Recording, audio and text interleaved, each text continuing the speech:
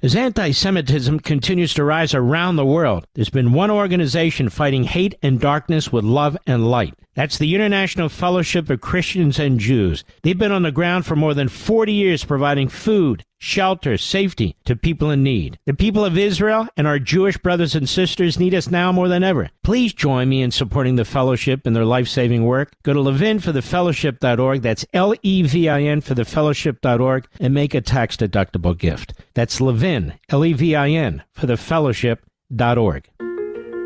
Mark Levin and the International Fellowship of Christians and Jews bring you On the Front Lines. Hello, America. I'm Mark Levin. Our fantastic partnership with the International Fellowship of Christians and Jews, our dear friend Yael Eckstein, and this is On the Front Lines, our podcast. By the way, you can check them out at ifcj.org, ifcj.org. Yael, how are you? Hello, my friend. How are you doing? We are great. And how is the Holy Land today? Well, we are hopeful for good days on the horizon. So we are standing forward with raising up one another, welcoming Christian tourists back to the Holy Land, which is incredible. After it got kind of slow from Corona and the war, we're starting to see Christians from around the world lining the streets once again on their pilgrimage. And I believe that within all the darkness, Mark, there is a place for light to shine.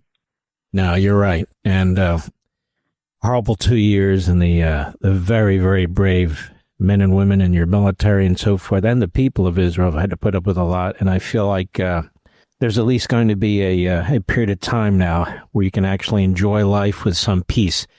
Which brings me to this question, if I may. Since October 7th, as you know, we've had a war in this country and in other countries, not a shooting war, but a war of civility versus tyranny.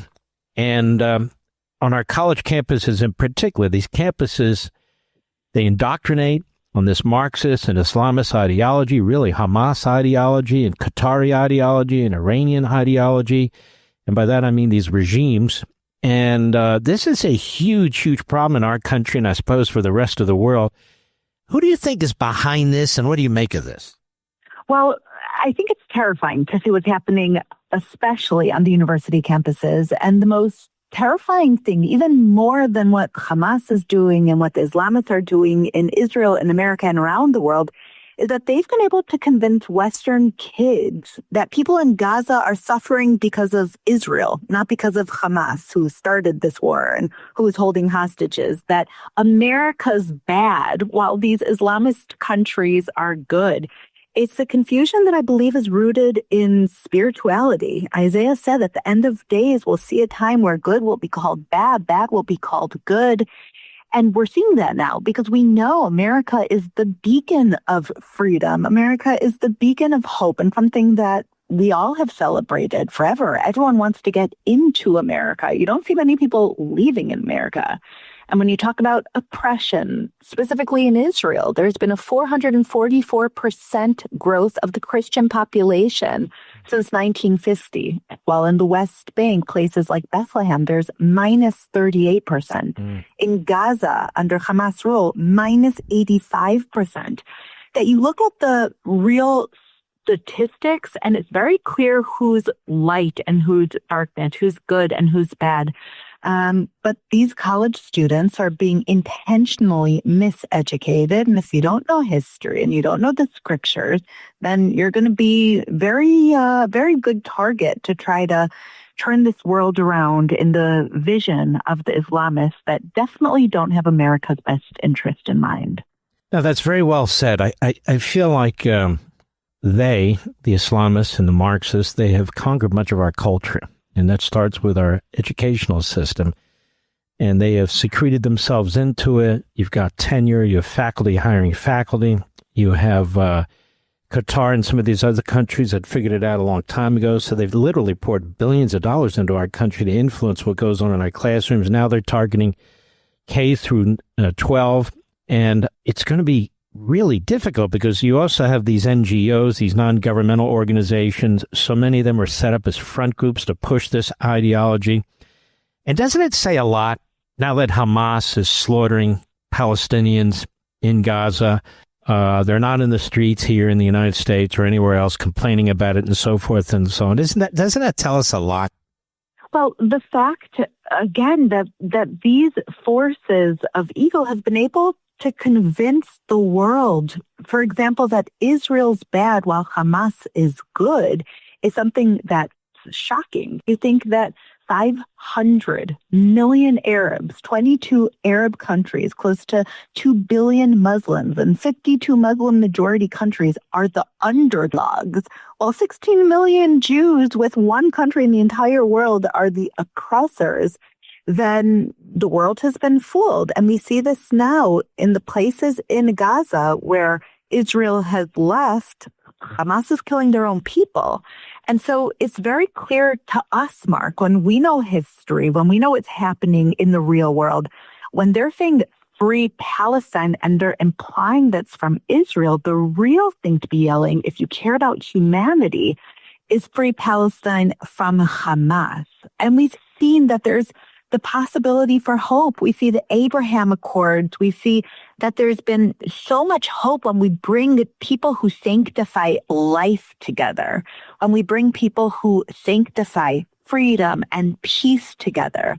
But today, what's happening on the college campuses, it's not student activism. It's actually systemic indoctrination. So social justice has been hijacked by people that are fighting for regimes that oppress women, that kill gay people, that their people are trying to escape. And meanwhile, on American and European college campuses, they're being supported and empowered. So I think what we have to do is just educate the youth, educate on history, educate what is communism? What is socialism? What is the difference between democracy? Are there any socialist countries in this world that are actually working the way that we have so many self-proclaimed leaders today that are promising all these free things and utopian paradise? In Israel, we've been able to find the balance between freedom of religion, giving freedom to everyone, and then also being able to protect religion, protect freedom. Because as you know, Mark, but many people don't, in 2025 in Israel, we have 400 plus functional mosques, and there aren't even 100 functional synagogues in the entire Middle East. And that's because there's around 15,000 Jews in the entire Middle East and 1.7 million Muslims living freely in Israel. That there's a way to protect freedom and have security. There's a way to celebrate diversity and still have freedom. But it's understanding the difference between a terror organization like Hamas and countries like the UAE that are open to peace and brotherhood. That's very well put. This is not just theoretical. It's not just in the classroom, as you know. You literally see Jewish students who've been running and hiding for their lives, locking doors. Their, Jewish symbols, the kippah, which is more than just a symbol, or the Star of David, and so forth and so on. They're having to hide them and so forth. I mean, this is America 2025. I mean, could you ever imagine such things would be going on? It's terrifying to see. And Jews around the world have two memorial days. One is Yom HaZikaron, which remind us of the cost of having Israel, and Yom HaShoah is to remind us of the cost of not having Israel. So Yom HaZikaron is when we remember all of the soldiers that died protecting Israel, and Yom HaShoah is when we remember the 6 million Jews that were slaughtered by the Nazis. And it's a reminder for today as we see this happening, that Jews are scared to wear their Star of David, to put up the mezuzah on their houses, to show anything that they identify as Jews. But that might be new for our generation, but it's not new for history. For thousands of years, there's been anti-Semitism that has disguised itself as truth. And so today it might wear academic robes, but it's not any different than anti-Semitism that's been happening for thousands of years. You look even at the Bible. Egypt didn't want the Jewish people's freedom, so they enslaved them. Haman didn't want the Jewish people's freedom, so he planned to kill them. The church even justified persecution in the Middle Ages, and now the universities are lecturing it. And so what we see is that education without truth becomes indoctrination. But we see millions of Christians, Mark, friends that both of us know, and millions that we don't, who see this pattern and trend repeating itself. And for the first time in history, it's not a few individuals like Corrie ten Boom or Oskar Schindler or Pastor Dietrich Bonhoeffer. It's hundreds of millions of Christians who are saying we've learned from the past, not on our watch. Yeah, it's wonderful. I agree with you. When we come back, I want to tap in further into this funding, because I don't think we're doing enough to challenge it.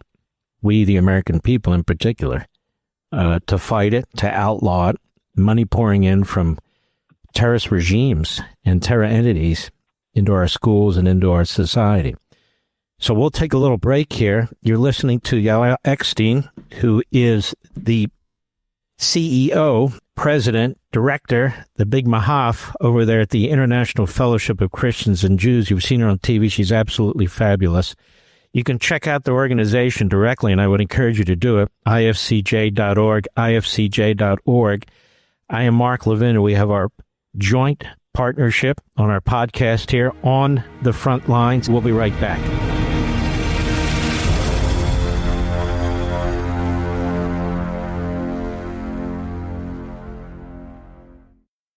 It was more than 2 years ago that terrorists murdered more than 1,200 innocent Israelis and took 250 hostages. Today it seems as if the cries of the dead and dying have been drowned out by shouts of anti-Semitic hate. And the most brutal attack on Jewish people since the Holocaust has all but been forgotten. Yet as the world looks away, a light shines in the darkness. The International Fellowship of Christians and Jews has been on the ground for more than 40 years, providing food, shelter, safety to the people in the Holy Land who are in need. In the wake of October 7th, they're working every day to help survivors of hate rebuild their lives. As anti-Semitism continues to rise around the world, the people of Israel and our Jewish brothers and sisters need us now more than ever, folks. You can be a light in the darkness. Please join me in supporting the fellowship in this life-saving work. Go to levinforthefellowship.org to make your tax-deductible gift. That's LEVIN forthefellowship.org.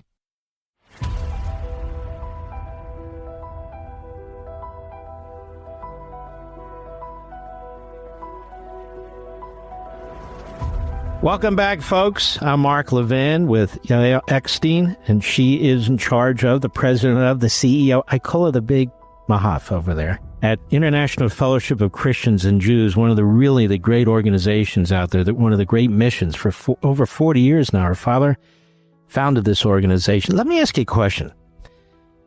And unfortunately, your father passed away, a young man, an untimely death. Before he passed away, did he think he would ever build this mission to be as big as it is, and now you even taking it further? Wow. Well, I always say I feel like I'm a midget standing on the shoulders of a giant. Yeah. That my father, I watched him my whole life with this mission to unite and bridge Jewish and Christian communities around the world, and shared values and strategic partnership, and that we would stand together, just as the scriptures say, "Hinei metovu manayim shevet achim gam yachad," how good and pleasant it is when brethren dwell together in peace. And he started, Mark, from nothing. He started the organization when my mom was pregnant with me and didn't even have health care. And he would work as a rabbi on the weekends to make money. And he was a musician, and he would work as a musician at weddings to make money for so many years. But he had a drive and a mission. And before he died, almost 7 years ago, he saw this new reality where even if it wasn't fully accepted, Jews and Christians coming together as brothers and sisters, it was a lot more accepted. Even if everyone didn't celebrate it, most Jews and Christians were celebrating it. And so I believe that God had a calling for him, a calling on his life, and he took it seriously, and he paid a very hard price for it. At my sister's bat mitzvah, he wasn't allowed to go up to the Torah to pray for the quorum, since he worked with Christians, and they didn't like that. But he continued on despite everything. And he would always say to me, Yael, you are better than I am. You're smarter than I am. You're going to make this even bigger than I did. And I would always look at him and say, no, thank you, Abba. I want you to be in this position forever. Mm-hmm. But when God called and we all stepped up the way that we were called, it's been incredible to see what he's doing, what God is doing to us and through the International Fellowship of Christians and Jews. Well, it's fantastic. It's beautiful what you all have accomplished here, and it is resonated beyond your organization. In other words, people talk about it all the time now, the importance of us standing side by side, the connection between the two, how we all need each other to face the evils that we face, and they're very significant. And so you and what your father created and your organization is absolutely critical. It's right there in the gap. I wanted to get back into some of this funding. I've been tracking this funding myself. I've talked about it on Fox with Qatar, Iran, Hamas, Communist China, how they definitely have poured money into our schools, how they buy, certain programs within the colleges, how they actually create facilities in their own countries. And these colleges are very receptive to this, as they were during the 1930s with the Nazis and the Germans, quite frankly, Harvard and Yale and some of these other schools. The impact is really quite significant, isn't it? This is a very clear, intentional breakdown of society. We think we're living through historic times, and we are, but also we're not. It's the same strategy that's been implemented with the communists, with the Nazis, in order to break down society. And you look at what's happening on college campuses, for example, in America and in Europe, and all the Free Palestine and Hamas flags that are waving. That's illegal in many moderate countries across the Middle East. There's no Free Palestine rallies in Jordan or in Saudi Arabia or in Morocco or in the UAE or in Egypt. Why? Because they realize that it's breeding terror. They realize it's breaking down society when their people start standing with the Islamists. There has to be a clear definition of good and bad. And that clear definition is one who sanctifies life and one that doesn't sanctify life, one that wants life and protects life, and one that chases death. And in America and Europe, somehow this theology of Muslim Brotherhood and ISIS is spreading like wildfire. And it's not by chance. It's because of intentional investments from outside places to take over America, to take over Europe. And there aren't enough people speaking about it, Mark. You're one of the few brave ones. And so Israel is kind of a way to distract the people from the real problem. You see so many podcasters now, and everything goes back to Israel. Everything is Israel's fault. Everything goes back to Israel. What happens when they're talking about Israel? They're not talking about the Islamists taking over. They're not talking about the oppression that's spreading. They're not talking about the outside funding that's literally influencing the future of the United States of America. That it's an intentional distraction, Israel. It's not new. And I pray that people will wake up in order to get their voices heard, because we all know just waking up and knowing doesn't do anything, because it's the loudest people that are taking over. It's the most violent people that are taking over. It's the most articulate people who are taking over. It's not necessarily the majority. And so we need the majority to raise their voices, to stand for these values that America was founded on. And we need to make sure that they survive the next decade, at least. And your organization, International Fellowship for Christians and Jews, IFCJ, has really been at the forefront of encouraging people of faith, Christians and Jews, and especially Christians, to encourage them on college campuses and so forth in a respectful, civil way to not so much confront, but to challenge these forces and to advance our belief system and their belief system and so forth. Isn't that correct? That's exactly correct. I think there are three things that we need to do now, all of us, Mark. Number one is be educated. It is shocking to me that so many college students in America right now don't know about 9/11. My children in Israel, I've raised them on 9/11. How do Americans not know about 9/11? That we have to be educated, both in modern history, ancient history, American history, European history, world history, and we have to be educated on the scriptures. That's number one.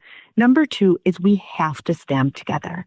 And at the International Fellowship of Christians and Jews, we stand together through feeding the hungry, clothing the naked, sheltering the poor, going to the persecuted and oppressed Jews in Israel and around the world, and Christians, and making sure that this silent majority gets our voices out by building medical clinics for persecuted Christians in Syria, the same way we're building bomb shelters for children in Sderot in Israel. As number two, we need to stand together by bringing light, because self-righteous anger at our dinner table don't change reality. Taking action of love and light is what changes reality.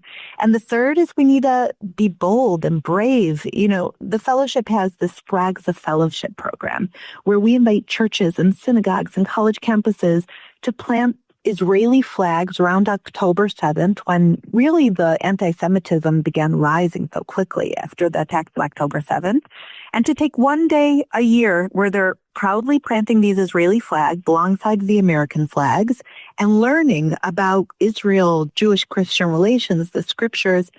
Our goal, Mark, we started this project last year. Our goal was to have 50 churches and college campuses and synagogues join. We had 250.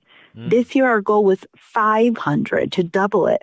We had over 1,300 churches, synagogues, college campuses in every single state across America that planted 1,200 Israeli flags on that day. So all of them together, we had over 1.5 million Israeli flags waving at different campuses across America.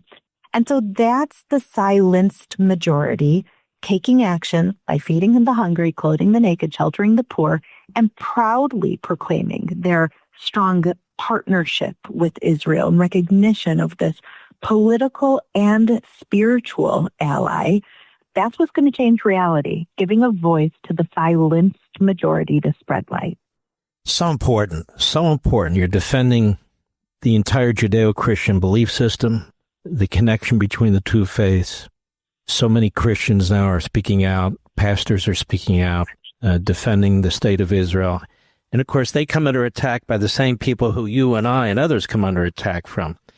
We're going to be right back with Yael Eckstein. She is the president and the CEO of the International Fellowship of Christians and Jews. If you've been listening to me on radio and our podcast, you know what a big fan I am of this group.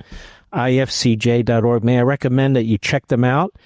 And you can make a tax-deductible donation. And these gifts are very, very important. They go right to the ground, right where the need is. And you know what? You actually feel great about it when you do it. You're actually helping the Holy Land. It's a big deal. This is On the Front Lines, our joint podcast. We'll be right back.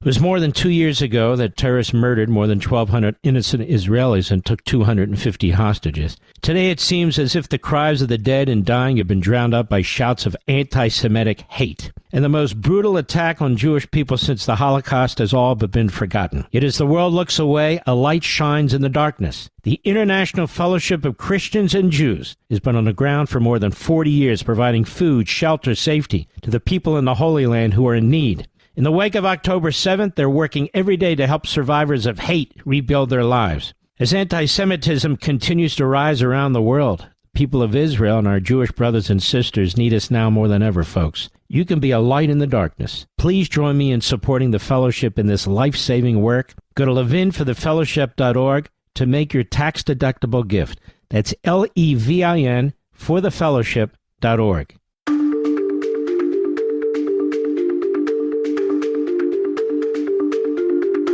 Welcome back, everybody. I'm Mark Levin with Yael Eckstein, and she's the president and CEO of the International Fellowship of Christians and Jews, ifcj.org. Please check them out. It's a fantastic organization. This is our joint podcast, Westwood One and IFCJ, On the Front Lines. Yael, we left off on what's going on in these campuses, who's funding these campuses, things we can do. We've exposed this problem. You've talked a bit about what needs to be done, what your fantastic organization is doing about it. But I wanted to get a little bit more soulful about this. And my attitude is that people of goodwill need to be heard. I don't mean be obnoxious, and I just need to speak, need to be heard, whether it's on college campuses, whether it's calling into talk shows, whether it's in churches and synagogues, social groups, whatever, and put the word out, because there are hundreds and hundreds of millions of us, and I think we outnumber them, no?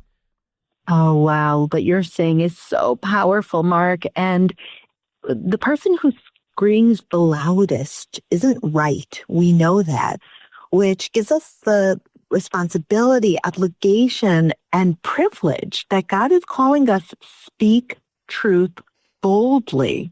We have to stand up in love, but we have to stand up in truth and without apology. We have to pray. We have to believe that our prayers really work. I believe that is our greatest weapon. There's no one who can't pray. There's no one, that means, who's helpless. That we have to pray for the next generation. We have to ask God to protect the students and to raise moral leaders. And we can't hide our faith. It's something that was so beautiful in our shared mutual friend, Charlie Kirk of blessed memory. He made it cool to have faith. He made it acceptable and cool to be a Christian, that there's a whole generation who looked at Charlie and said, yes, I am proud to be a Christian. I am proud to be Jewish. I'm proud to keep the Sabbath. I'm proud to have biblical values.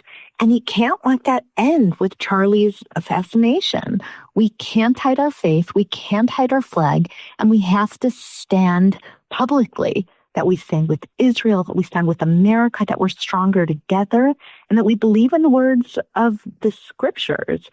Because if we lose the classroom, Mark, then we lose the country. But if we restore truth, then we restore America, we restore Israel, and we restore these biblical values that we all hold dear. So I think it's rooted really in faith, in justice, and in people not being scared to express the truth that they know, which is all deeply rooted in God and in love and in brotherhood.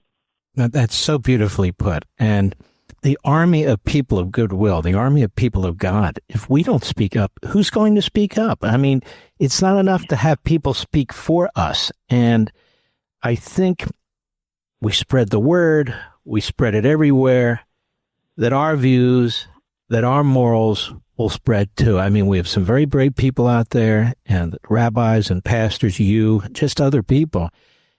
And I'm just hoping that, and I really believe, based on my audience, on radio and so forth, on TV, and I really believe that so many Americans are yearning for this, and they want to hear this, because these are the values they grew up on, not all this nasty, hateful stuff, you know? Yes. America is the greatest country in the world. We can't forget that, and we can't let that change. And what we've seen is that America and Israel are stronger together. When we stand together, the world listens, the world respects it, and the world moves forward in the image of our values of sanctifying life and hoping and working towards peace. And so what you're saying, Mark, I couldn't agree with more. Well, it's been a pleasure. This has been episode 3 of On the Front Lines. That's Yael Eckstein, the president and CEO of the International Fellowship of Christians and Jews, which is a fantastic organization. They have a wonderful mission. I really want you to check out their website at ifcj.org, ifcj.org. You can hear how lovely Yael is and all the work that they're doing. And they have some paid staff, but they mostly volunteers, and they're there in the middle of it. We watch it on TV and think about it and debate it. She is there trying to do God's work, and they are. And any support you can give them would be truly appreciated. It'd be a great blessing.